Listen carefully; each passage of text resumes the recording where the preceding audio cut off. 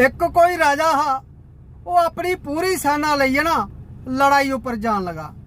ते जाने कोला पहले उन्हें अपने सब तो खास मंत्री की अपने कोल बुलाया ते उसी आखन लगा मंत्री जी ए लो ये चाबी